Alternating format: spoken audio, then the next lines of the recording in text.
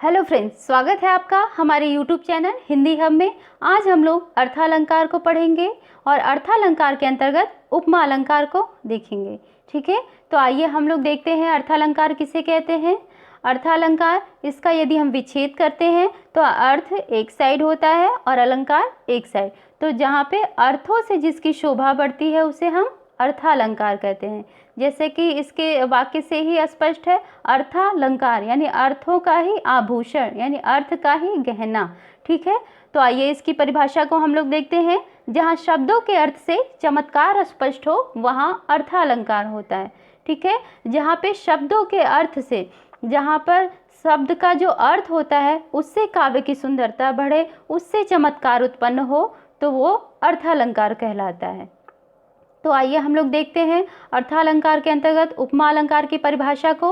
जहाँ पर दो वस्तुओं में अंतर रहते हुए भी आकृति एवं गुण की समानता दिखाई जाए उसे उपमा अलंकार कहा जाता है। ठीक है, तो ये तो काफ़ी बड़ा सा इसका परिभाषा हो गया। हम आपको एकदम साधारण सा एक लाइन में इसकी परिभाषा बताते हैं कि जहाँ पर किसी भी वस्तु की तुलना की जाए, ठीक है, जहाँ पर किसी भी वस्तु की तुलना की जाए वहाँ पर उपमा अलंकार होता है। ठीक है, वो तुलना किसी सजीव वस्तु में भी की जा सकती है और किसी निर्जीव वस्तु का भी किया जा सकता है, यानी सजीव और निर्जीव में भी तुलना किया जा सकता है, तो वहाँ पर उपमा अलंकार होता है। ठीक है, तो साधारण शब्दों में सिर्फ तुलना करना ही क्या होता है, उपमा अलंकार होता है।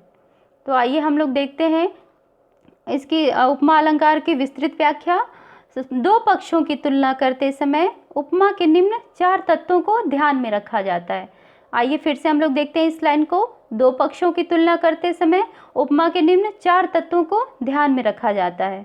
ठीक है, तो पहला है, 4 तत्वों में जो पहला है वो उपमेय है। जिसकी उपमा दी जाए अर्थात जिसका वर्णन हो रहा है उसे उपमेय या प्रस्तुत कहते हैं। ठीक है, जिसको उपमा दी जाए अर्थात जिसका वर्णन हो रहा है उसे प्रस्तुत या उपमेय कहते हैं। जैसे चांद सा सुंदर मुख, एग्जाम्पल है चांद सा सुंदर मुख। इस उदाहरण में मुख उपमेय है। उपमेय क्यों है? क्योंकि मुख जो है वो प्रस्तुत है, मुख यहाँ पर है, इसीलिए मुख उपमेय है, मुख प्रस्तुत है। ठीक है, आइए हम देखते हैं ख को। इसका ख को देखते हैं हम लोग। जो पहला उपमेय हुआ और ख हुआ उपमान। वह प्रसिद्ध वस्तु या प्राणी जिससे उपमेय की तुलना की जाए उपमान कहलाता है, उसे अप्रस्तुत भी कहते हैं। जैसे चांद सा सुंदर मुख, इस उदाहरण में चांद उपमान है। चांद उपमान क्यों है? क्योंकि चांद जो है अप्रस्तुत है।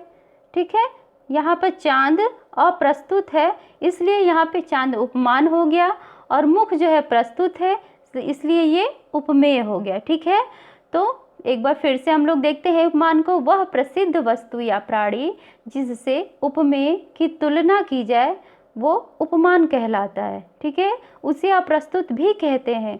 चांद सा सुंदर मुख, इस उदाहरण में चांद उपमान है।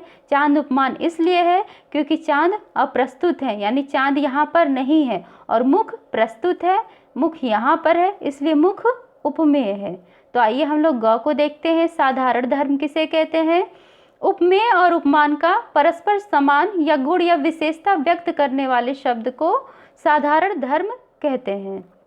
ठीक है, यानी कि विशेषता व्यक्त करने वाले शब्द को, उपमेय और उपमान की जो विशेषता व्यक्त करने वाले शब्द है, यानी जिससे विशेषता प्रकट की जाती है, उसे हम साधारण धर्म कहते हैं। इसका एग्जाम्पल देखते हैं हम लोग। चांद सा सुंदर मुख, इस उदाहरण में सुंदर साधारण धर्म है। ठीक है, यानी चांद और मुख की तुलना किन वाक्य से की जा रही है? कौन से साधारण धर्म से की जा रही है? साधारण धर्म मतलब जिस वाक्य से, यानी विशेषता व्यक्त करने वाले शब्द ही साधारण धर्म कहलाते हैं।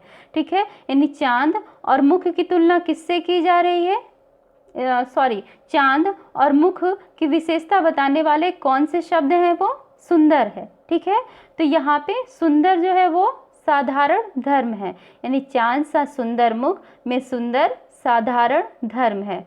हम आइए घ को देखते हैं। वाचक शब्द, जिन शब्दों की सहायता से उपमा अलंकार की पहचान होती है उसे वाचक शब्द कहते हैं। जैसे सा, सी, तुल्य, सम, जैसे, ज्यों, सरिस, के समान इत्यादि शब्द जो है वो वाचक शब्द होते हैं। आइए देखते हैं वाचक शब्द एक बार फिर से।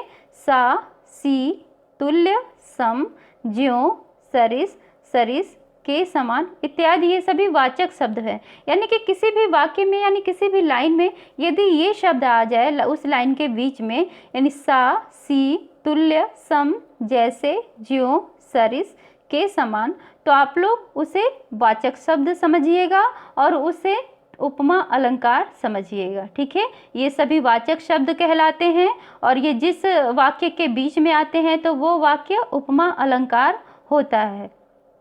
जैसे एग्जाम्पल देखते हैं हम लोग, चांद सा सुंदर मुख, इस वाक्य में सा वाचक शब्द है। ठीक है, चांद सा सुंदर मुख, इस वाक्य में सा वाचक शब्द है। ठीक है, वाचक शब्द हमने बताया आपको कि सा, सी, तुल्य, सम, ज्यों, सरिस, के समान, ये सभी वाचक शब्द हैं और ये जिन भी वाक्य के बीच में आ जाता है तो वहाँ पे उपमा अलंकार होता है। ठीक है, तो आप लोगों को समझ में आया इसके चारों साधारण धर्म, यानी कि जो चार इनके जो बेस हैं उसी बेस पे ये पूरा क्या कहते हैं, पूरी इनकी तुलना की जाती है। पहला उपमेय है, दूसरा उपमान है, उसके बाद ये तीसरा साधारण धर्म है और चौथा वाचक शब्द है। इन्हीं पे हम लोग इनकी तुलना करते हैं, इन्हीं को ध्यान में रखते हुए। ठीक है, तो आइए हम लोग कुछ और भी उदाहरण इसको देखते हैं। मखमल के झूल पड़े हाथी से टीला, यहाँ पर से आया है तो ये क्या हो गया, मैंने आपको अभी बताया था कि जहाँ पे से, सी, सा, तुल्य, सम इत्यादि ये सब शब्द आए तो वो क्या कहते हैं, किसकी पहचान कराते हैं, उपमा अलंकार के। तो यहाँ पे से आया तो ये किसकी पहचान किया, उपमा अलंकार के। उसी प्रकार हरिपद कोमल कमल से, यानी हरि का पद यानी भगवान विष्णु का पैर कोमल, ऐसा कोमल है जैसे कमल। ठीक है, कमल से, यहाँ पे से आया है तो ये भी उपमा अलंकार हुआ। पीपर पात सरिस मंडोला, यानी कि सरिस जो शब्द आया हुआ है यहाँ पे तो ये भी उपमा अलंकार की पहचान कराता है। उसी प्रकार चौथा हम लोग देखते हैं, कोटि कुलिस सम वचन तुम्हारा, यहाँ पे सम आया है तो ये भी किसकी पहचान कराता है, उपमा अलंकार की। ठीक है, तो आप लोगों ने देखा कि क्या कहते हैं कि जहाँ पे तुलना की जाती है किसी निर्जीव वस्तु की या फिर किसी सजीव वस्तु की तुलना की जाए एक दूसरे से तो वहाँ पर उपमा अलंकार होता है। और उपमा अलंकार की उपमा जो है चार जो है क्या कहते हैं, चार भागों में हमने वर्गीकरण किया जिसका, यानी कि उपमेय, उपमान, साधारण धर्म और वाचक शब्द।